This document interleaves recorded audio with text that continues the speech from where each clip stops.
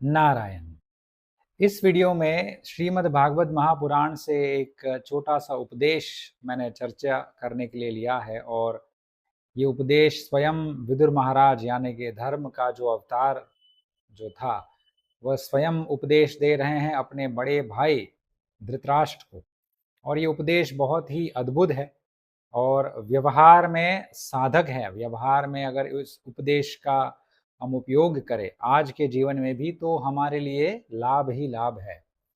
और संबंध टिक सकते हैं, संबंध बिगड़ नहीं जाएंगे। तो ये उपदेश बहुत ही पारिवारिक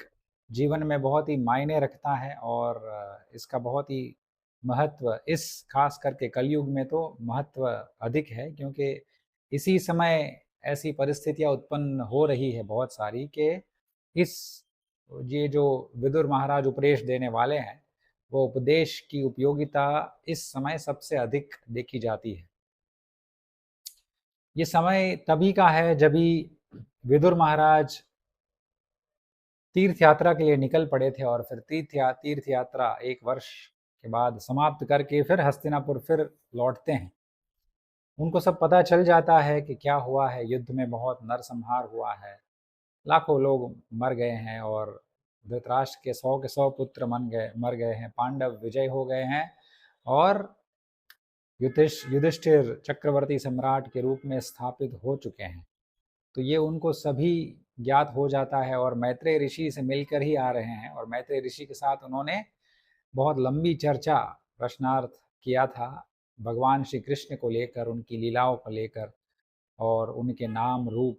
लीला धाम ये सभी चारों को मिलाकर उनके पूरे प्रश्न किए थे। और विदुर जी के हृदय में श्री कृष्ण बस गए होते हैं, उनके हृदय में परम भक्ति का बीज बोया गया है मैत्रेय ऋषि के द्वारा और वह स्वयं नारायणमय हो गए हैं और अपने हृदय में नारायण को लेकर के लौटे हैं हस्तिनापुर। और वो जब लौटते हैं तो सभी लोग उनको मिलने के लिए आ जाते हैं, क्योंकि अपने अपने सगे संबंधी को मिलने के लिए तो बहुत ही हम लोग आतुर होते हैं। जो रक्त का संबंध होता है वो तो कोई मिटा ही नहीं सकता है। तो रक्त का संबंध अपने अंदर से भाव निकाल करके बाहर प्रकट कर ही देता है, हमारे मुख पर, हमारे व्यक्तित्व में, हमारे हाल चाल में और हमारे वाणी में। तो विदुर महाराज आते हैं तो सभी लोग दौड़कर उनको मिलने जाते हैं। युधिष्ठिर, उनके 4 भाई, माता कुंती, धृतराष्ट्र, गांधारी, द्रौपदी, उत्तरा, कृपाचार्य, सभी लोग जो बचे थे वो सभी लोग उनको मिलने के लिए जाते हैं। उनका आदर सत्कार करते हैं क्योंकि तीर्थ यात्रा से आए हैं और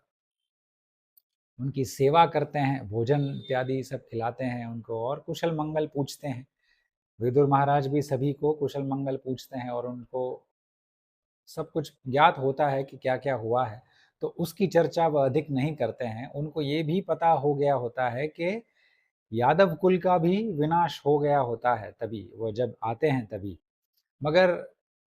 जानबूझ के विदुर महाराज ये समाचार है उनको बताते नहीं हैं,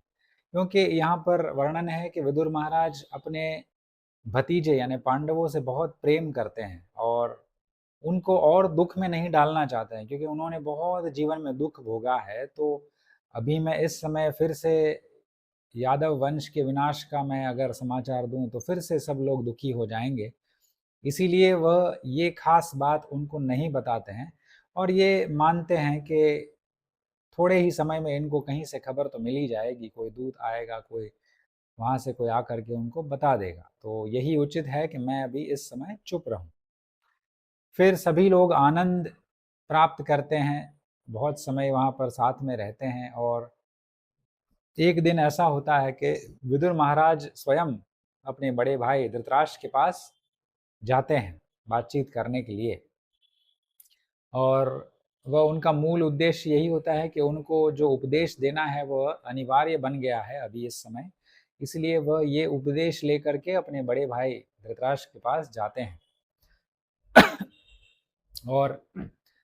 यही उपदेश जो है मैं इसको आपको बताने जा रहा हूँ और ये उपदेश की उपयोगिता इस समय सबसे अधिक है। वह आरंभ करते हैं कि काल जो है वह हमको ग्रसने के लिए आ रहा है। क्योंकि हमारी अभी आयु बहुत ही अभी बढ़ गई है, हम वृद्ध हो चुके हैं, तो काल कभी भी हमको अपने चपेट में ले सकता है और हमको ग्रस सकता है और हम हमारा विनाश कर सकता है, यानी कि हमारी मृत्यु हो जाएगी। कोई भी मनुष्य हो जिसके पास असंख्य धन हो, असंख्य अपार शक्ति हो, उसको भी इस शरीर से छुटकारा तो एक न एक दिन करना ही पड़ता है। तो काल की ये महिमा है कि काल किसी को भी नहीं छोड़ता है। तो ऐसा जो काल होता है वह हमारे समीप आता हुआ दिख रहा है, बड़े भाई को कहते हैं। तो धृतराष्ट्र बहुत ही ध्यानपूर्वक सुनते हैं। फिर विदुर महाराज कहते हैं कि आप देखिए कि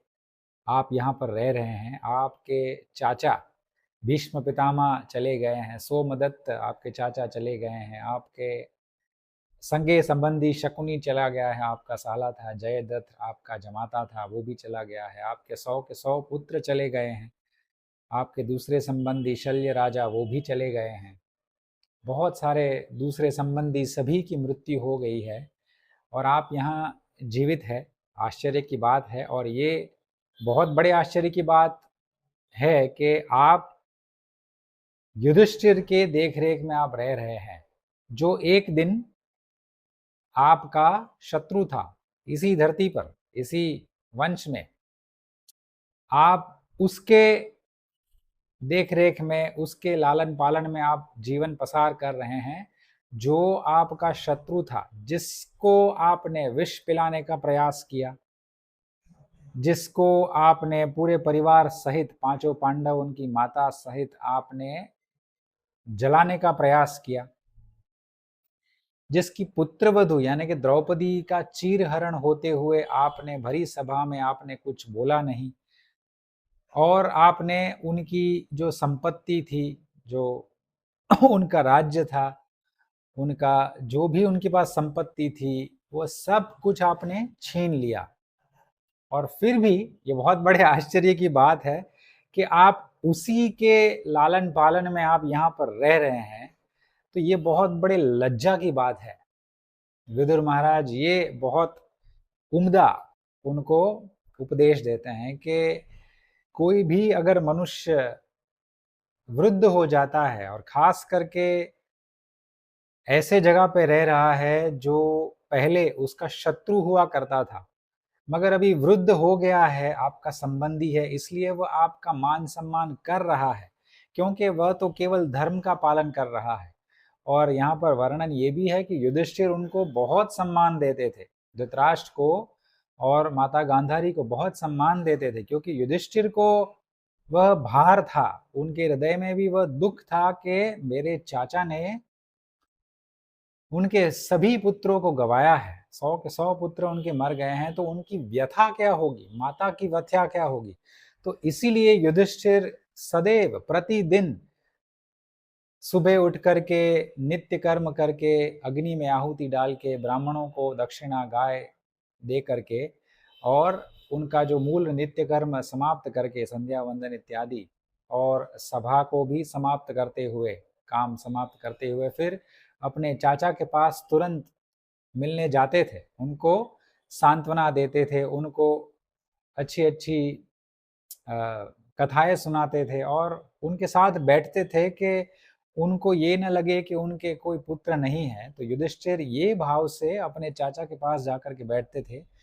और उनको ऐसा लगे कि आपका पुत्र जीवित है, आपके 5 पुत्र तो अभी भी जीवित है, तो आप चिंता मत कीजिए, आप मेरे पिता तुल्य ही है, क्योंकि मेरे पिता के जाने के बाद आप ही ने तो मेरा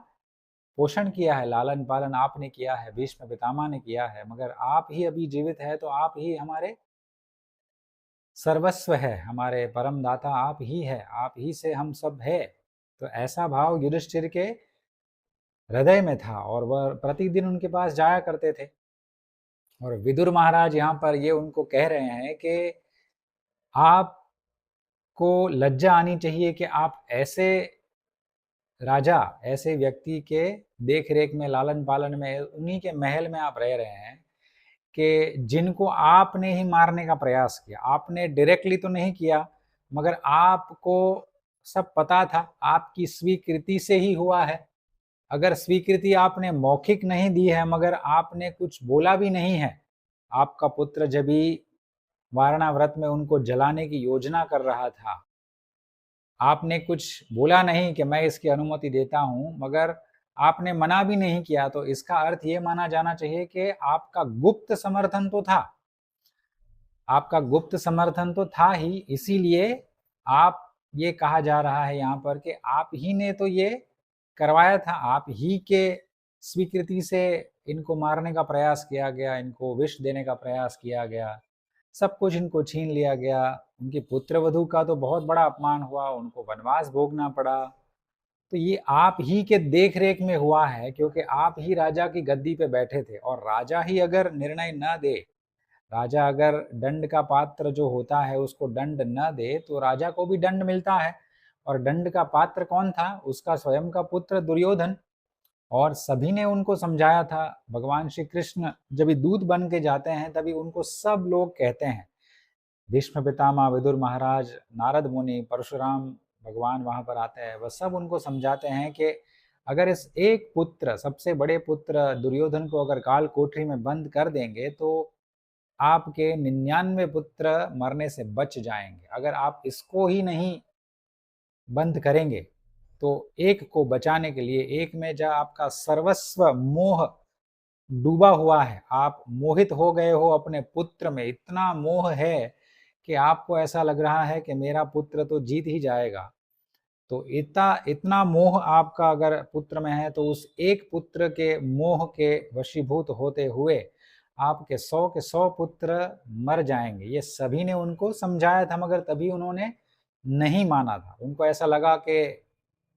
मेरे मेरे हमारी सेना में तो भीष्म पितामह है, जिनको कोई मार ही नहीं सकता है, कृपाचार्य है, द्रोणाचार्य है, कर्ण है, दुर्योधन स्वयं है, और बहुत सारे हैं, और हमारी सेना की संख्या बड़ी है, 11 अक्षौणी है, उनकी तो 7 अक्षौणी है, तो हम तो जीत ही जाएंगे। तो ऐसा भ्रम पालते हुए धृतराष्ट्र जी रहे थे, और उनका गुप्त समर्थन तो ये सभी कार्यों में था जो उनके पुत्र ने पांडवों के विरुद्ध किया था। तो विदुर महाराज यहाँ पर उनको कह रहे हैं कि आप ऐसे मनुष्य के घर में रह रहे हैं जो आपका शत्रु था, आप ही ने इन सभी को मारने का प्रयास कितनी बार किया, एक बार भी नहीं, कितनी बार आपने बार बार प्रयास किया आपके पुत्र के द्वारा, आपने रोका नहीं, और आप यहाँ पर रह करके, आप उनके ही राज्य में रह करके भोजन ग्रहण कर रहे हैं जो आपको वो देते हैं। यहाँ पर एक लाइन में ऐसा है कि आप भीम के फेंके हुए टुकड़ों पर आप भोजन कर रहे हो। तो ये एक अलंकृत लैंग्वेज है। यहाँ पर ऐसा नहीं है कि भीम ने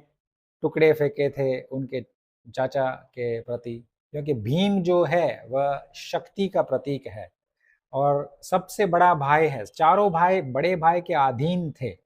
और सबसे बड़ा भाई था धर्म। तो चारों भाई जब धर्म के अधीन होते हैं तो कोई भी पाप नहीं कर सकता है। तो भीम यहाँ पर ये एक रूपक के रूप में यहाँ पर विदुर महाराज ने कहा है कि उनके फेंके हुए टुकड़े, यानी कि ऐसा नहीं कि भीम टुकड़े फेंकता था और धृतराष्ट्र खाता था, मगर उनकी देख रेख में, उनके पैसों पर आप जी रहे हो, आपको सब कुछ मिल रहा है, स्वादिष्ट भोजन मिल रहा है, आदर सम्मान मिल रहा है, आपको सब कुछ, आप यहाँ पर विषय भोग भी बहुत सारे हैं आपके पास, मगर आप ऐसे लोगों के धन से आप अपना जीवन व्यापन कर रहे हैं जिसको एक दिन आपने मारने का प्रयास किया था। तो ये आपके लिए बहुत बड़ी लज्जा की बात होनी चाहिए। तो विदुर महाराज यहाँ पर ये कहते हैं कि अभी काल ऐसा आ गया है कि हमको ग्रसने वाला है,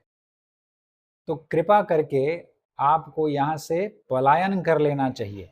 मेरा यही आपको सुझाव है, और मैं आपको एक भ्राता के रूप में आपको ये सुझाव देता हूँ, एक संदेश भी दे सकता हूँ कि समय आ गया है कि अभी आपको सब कुछ त्याग के हिमालय की ओर चले जाना चाहिए। फिर विदुर महाराज आगे उनको वर्णन करते हैं कि ऐसा पुरुष जो संसार के बंधनों को त्याग दे, अपने मन से, अपने हृदय से पूर्ण रूप से त्याग दे,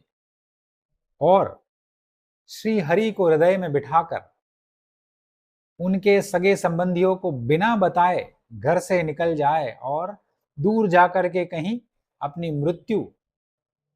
स्वीकार करे, मृत्यु जभी भी आए तो उसके पास कोई ना हो,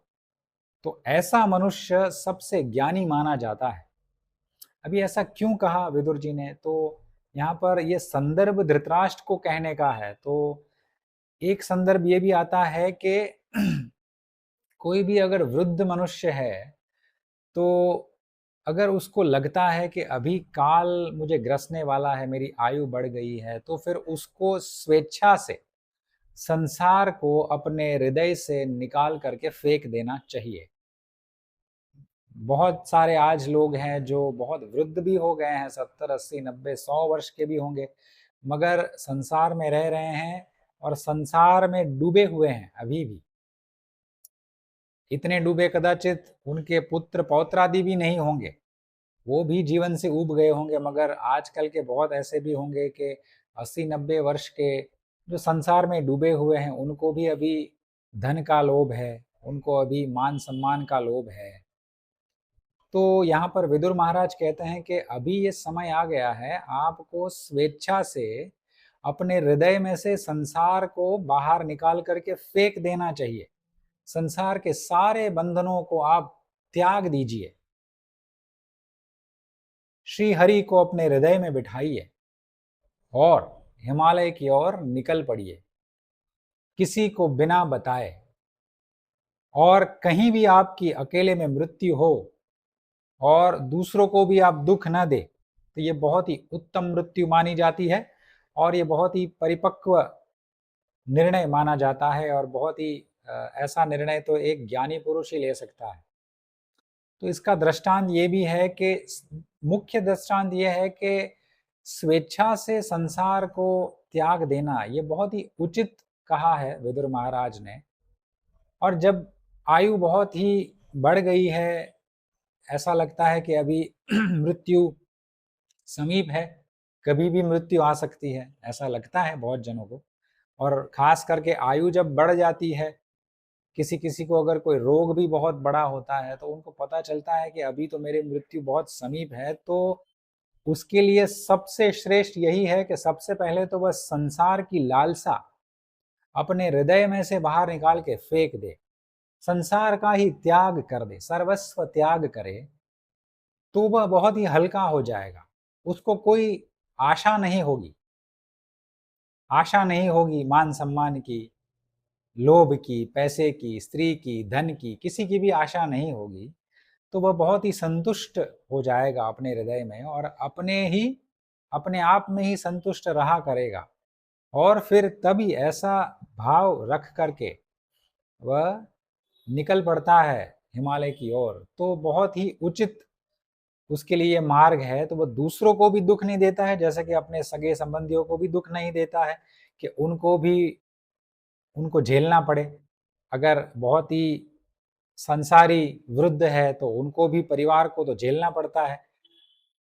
और परिवार वाले ये इच्छा रखते हैं कि भाई अभी इनकी तो 90 वर्ष की आयु होगी, इनको अभी भी पैसे की पड़ी है कि भाई ये पैसा इधर डाल दो, ये पैसा उधर डाल दो। तो फिर ये इससे फिर उनके जो परिवार होते हैं उनमें भी बहुत सारे उन समस्याएं खड़ी होती है, अनबन हो जाता है। तो इसीलिए यहाँ पर हमारे धर्म में 4 आश्रम है, गृहस्थ के बाद वानप्रस्थान है, तो वन में आपको प्रस्थान करना है और फिर अंत में फिर आपके पास संन्यास आश्रम है। तो यहाँ पर विदुर महाराज उनको ज्ञात दिला रहे हैं कि आपको अभी यही आपके लिए श्रेष्ठ है कि आप बिना बताए हस्तिनापुर से निकल पड़िए हिमालय की ओर और अपना शरीर त्याग दीजिए तप करते करते, और संसार को सबसे पहले हृदय में से बाहर निकाल करके फेंक दीजिए। कोई आशा नहीं रखिए किसी से भी, अपने आप से भी कोई आशा नहीं रखे। तो ये बहुत ही श्रेष्ठ उपदेश यहाँ पर विदुर महाराज कहते हैं कि आयु के अनुरूप आचरण हो तो बहुत ही सम्माननीय बन जाता है। और ऐसी आयु बन जाती है, फिर एक समय के बाद फिर लोगों को संसार त्याग देना चाहिए। और फिर अगर भले वह वन में न जाए मगर संसार में रहे, मगर संसार उनके भीतर नहीं रहना चाहिए। वह केवल जीवन मुक्त की तरह अपना शरीर और आत्मा को एक रखते हुए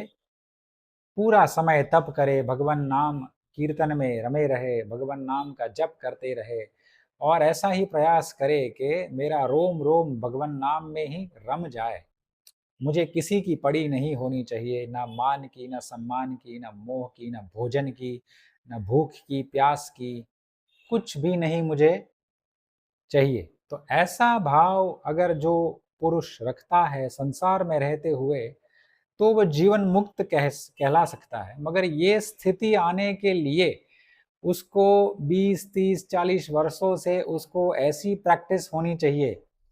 ऐसा उसका प्रतिदिन उसका ऐसा जीवन व्यापन होना चाहिए, सुबह से शाम उसको संध्या वंदन करनी चाहिए, उनको जप करना चाहिए थोड़े थोड़े थोड़े, और वैराग धीरे धीरे धीरे धीरे उनका बढ़ना चाहिए आयु के साथ। क्योंकि जैसे शरीर भी निर्बल होता जाता है तो वैराग्य तो स्वाभाविक रूप से आ ही जाता है। ये बहुत ही सुंदर व्यवस्था भगवान ने की है कि मृत्यु आती है तो हम धीरे धीरे बहुत निर्बल होते जाते हैं शरीर से, और मन से हमको परिपक्व होना होता है, और मन से परिपक्व होते हैं तो हम शरीर की निर्बलता पर ध्यान नहीं देते हैं और मन से हम भगवान में रमने का प्रयास करते रहते हैं। तो उचित आयु पर संसार को त्याग देना ये बहुत बड़ा भार पुरुषों से हट जाता है। पुरुषों के हृदय से अगर वह त्याग दे, कोई बहुत जल्दी त्याग देता है, बहुत कम होते हैं जो मैंने देखे हैं कि 60-70 वर्ष में भी उनको संसार से मोह नहीं होता है, वह निर्मोही हो जाते हैं, विरक्त पुरुष की तरह जीते रहते हैं। केवल शरीर जब तक चलता है तब तक चलते रहते हैं और सदैव ज्ञान में डूबे रहते हैं, भक्ति में डूबे रहते हैं और उनका वैराग्य तीव्र होता रहता है। तो विदुर महाराज ने यहाँ पर उनको उपदेश दिया है कि आप कृपा करके निकल पड़िए, अभी ये उचित समय आ गया है कि आपको यहाँ से पलायन कर लेना चाहिए। और सबसे अधिक तो इसलिए क्योंकि आप ऐसे मनुष्य के घर में रह रहे हैं, भले ही आपका पुत्र जैसा हो, मगर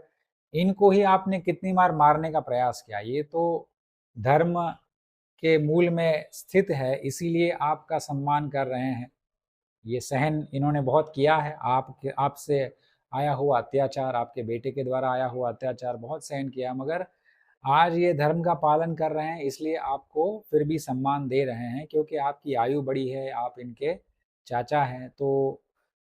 आपको अभी समझना चाहिए कि आपको यहाँ पर नहीं रहना चाहिए और आप जो बोझ बने फिर रहे हैं इन पर, तो आप अपने आप को भी मुक्त कीजिए, इनको मुक्त कीजिए, संसार को त्याग करके स्वयं भी एकदम हल्के हो जाइए और फिर हिमालय की ओर प्रस्थान कीजिए। तो ये उपदेश विदुर महाराज उनको देते हैं और फिर अंत में कहते हैं कि आगे तो अभी जल्द ही ऐसा समय आने वाला है कि सभी लोगों, जो भी जीव है, मनुष्य जीव है, मनुष्य खास करके, वहाँ पर उनमें से तो धर्म बहुत ही दूर चले जाने वाला है, धर्म पलायन कर लेगा सभी के हृदय से। तो वैसे भी इसको भी देखते हुए इसका उनका संकेत ये था कि अभी जल्द ही कलयुग का आरंभ होने वाला है, तो उचित है कि हम, वो आरंभ होता है उसके पहले ही हम, मृत्यु हमारी हो जाए तो हम भगवान में लीन हो जाए, भगवान के पास चले जाए, हमारी सदगति हो। कलयुग को किसी को देखना ही नहीं था। तो ऐसा ऐसे दृष्टांत से हमको ये भी देखने मिलता है कि अगर विदुर महाराज ऐसा कह रहे हैं कि कलयुग से पहले तो हमको चले जाना चाहिए, और आजकल के बुद्धिजीवी पत्रकार कहते हैं कि अमृत काल आया है, तो फिर आपको सोचना है कि तभी का समय कैसा सुंदर था और अभी आज इनको जो अमृत काल लग रहा है तो वो क्या है। तो ये शास्त्र पढ़ने से पता चलता है कि कौन सा सही में अमृत काल युधिष्ठिर के राजा के दौरान अमृतकाल 35 साल तक रहा था, उसके बाद भी रहा था परीक्षित राजा, जन्मेजय थोड़े वर्ष, और फिर धीरे धीरे क्षत्रिय से फिर सब वैश्य और शूद्र राजा आने लगे। तो ये उपदेश यहाँ पर आपको शेयर करना चाहता था, बहुत सुंदर उपदेश है। और ये आजकल के बहुत घरों में मैं देखता हूँ कि वृद्ध जो होते हैं उनसे संसार छूटता नहीं है, तो और संसार छूटता नहीं है तो वह घर में रहते हुए और समस्या भी कभी-कभी उत्पन्न कर देते हैं, क्योंकि उनको मोह होता है, हर एक वस्तु का मोह होता है, भोजन का मोह होता है, उनमें धन में आसक्ति होती है, उनमें मान-सम्मान में आसक्ति होती है, तो फिर वह संसार में और डूबते जाते हैं और फिर वह वहाँ से निकल नहीं पाते हैं। और सबसे बड़ी समस्या ये होती है कि संसार में डूबे रहते हुए अगर मृत्यु हो जाए, तो फिर मृत्यु भी उनकी सत्कर्म नहीं कराती है। मृत्यु उनको फिर अगले जन्म में उनका नीचे के वर्ण में उनका जन्म होता है या दूसरी कोई योनि में जन्म होता है। अगर उत्तम मृत्यु चाहिए तो हमको पहले ही संसार उचित समय आए तो संसार को त्याग देना चाहिए और उसकी प्रैक्टिस मैं तो कहूँ धीरे-धीरे आज से ही सब लोग आरंभ कर दें। वैसे भी संसार में इतना कुछ तो है नहीं, आपने सब कुछ देख लिया है तो और क्या है? अगर आपने शास्त्र पढ़ लिए हैं तो आपको मूल अगर पता चल गया है कि घूम फिर के तो ये 2-3 या 7-8 चीज़ों पे ही संसार आके टिकता है, तो अगर वो ही आपको पकड़ में आ गया है, तो फिर इतनी आपको लालसा नहीं रहेगी, स्वाभाविक रूप से। आपको इतनी दुनिया घूमने की लालसा नहीं होगी, आपको मान-सम्मान की भी लालसा नहीं होगी, कोई अपमान कर देगा तो भी आप चुपचाप सहन कर लेंगे, अगर वृद्धावस्था है तो। उनको तो पाप लगेगा ही मगर उचित समय पे संसार को त्याग देना, ये बहुत बड़ा उपदेश यहाँ पर विदुर महाराज कहते हैं और सभी के घरों में वृद्ध आज है मगर सबसे श्रेष्ठ वही घर है जहाँ के वृद्ध जो होते हैं वह संसार को त्याग चुके हैं। उनको कोई मोह नहीं है, मान सम्मान का मोह नहीं है, भोजन भी एकदम मॉडरेट मात्रा में लेते हैं, बहुत ही कम, जितना उतना शरीर को चाहिए उतना ही लेते हैं। तो इतनी भोजन में आसक्ति नहीं है और भूख पर विजय प्राप्त कर ली है और मान सम्मान में डूबे नहीं हैं, धन की आसक्ति नहीं है। तो और स्त्री में भी आसक्ति नहीं है, काम को भी उन्होंने वश में कर लिया है। तो ऐसे जो घर होते हैं उसमें ऐसे वृद्ध होते हैं, तो ये वृद्ध जो होते हैं वह आने वाली पीढ़ी के लिए बहुत बड़ा एक उदाहरण बन के रहते हैं। तो आने वाली पीढ़ी सब कुछ देखती है, उनके पुत्र देखते हैं, पुत्र के पुत्र पुत्रादि देखते हैं, तो सब कुछ देखते हैं दादाजी को, तो फिर देख-देख के सब सीखते हैं कि भई